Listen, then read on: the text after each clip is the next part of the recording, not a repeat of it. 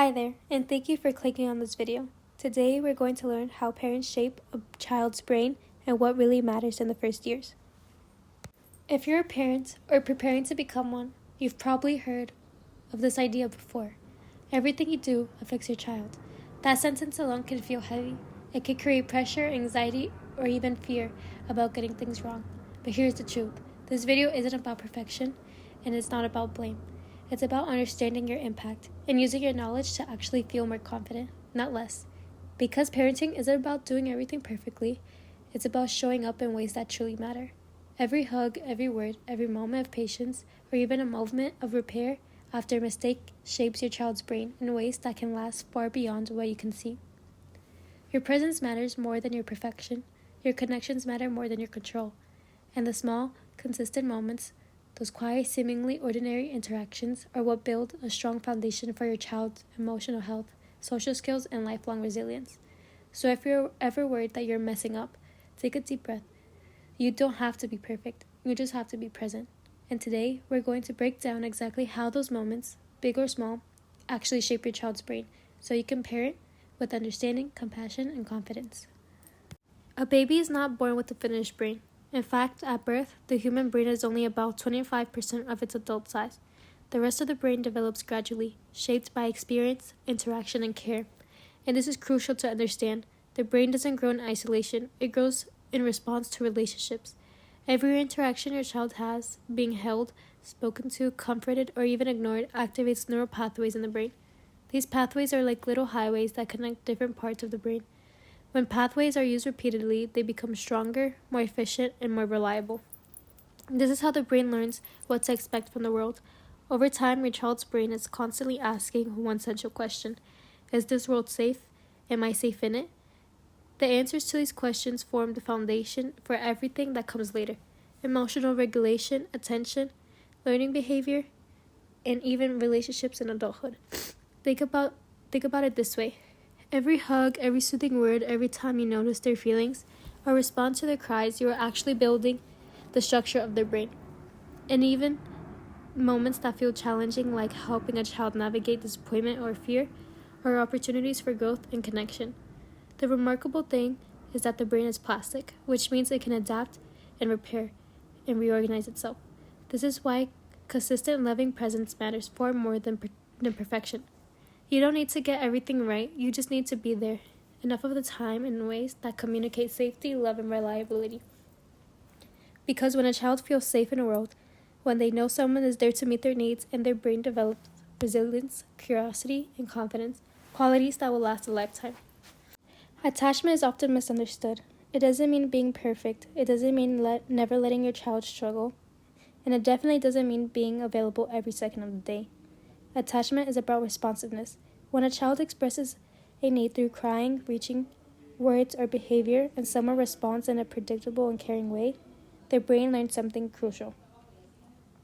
My needs matter, my feelings make sense, and I'm not alone. This sense of emotional safety is not just emotional, it's biological. It allows the nervous system to stay regulated and balanced. Young children are not born with the ability to calm themselves. Their brains are still developing the systems responsible for emotional regulation. So instead, they rely on adults to help them regulate. They borrow calm before they can create it on their own. Every time you soothe a child, sit with them in big emotions, or help them name what they're feeling, you are teaching their brain how to handle stress. Over time, those repeated experiences become internalized. What once came from you becomes something they can do for themselves. This is why behavior is never random. Tantrums, shutting down, defiance, or aggression are not signs of bad children or failed parents. They are signals of an overwhelmed nervous system trying to communicate the only way it knows how. When children feel emotionally safe, their brains are free to focus on learning, connection, and growth.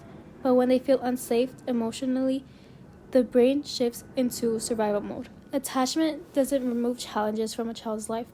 It gives them secure bases.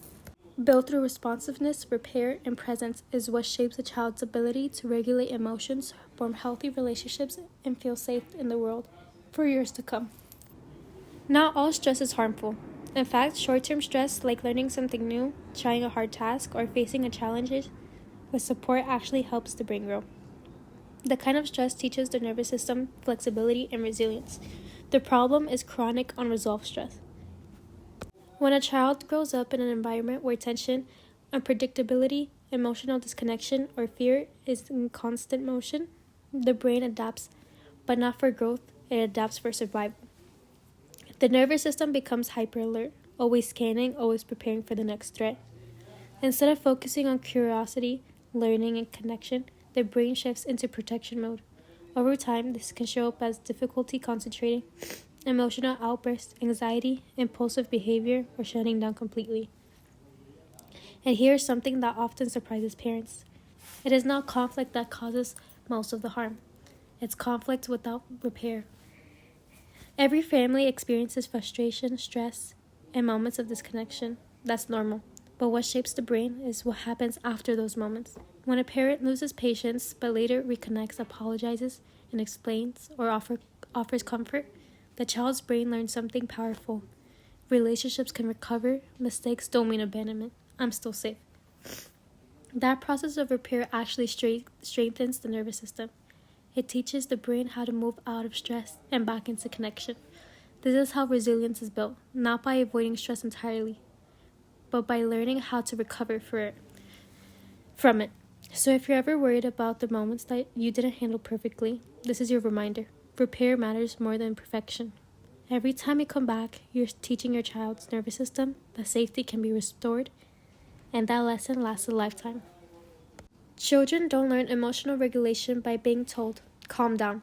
They learn it by watching how the adults in their lives handle emotions in real time. A child's brain is constantly observing. How do people I depend on respond to stress? What do they do when they're angry, overwhelmed, or upset?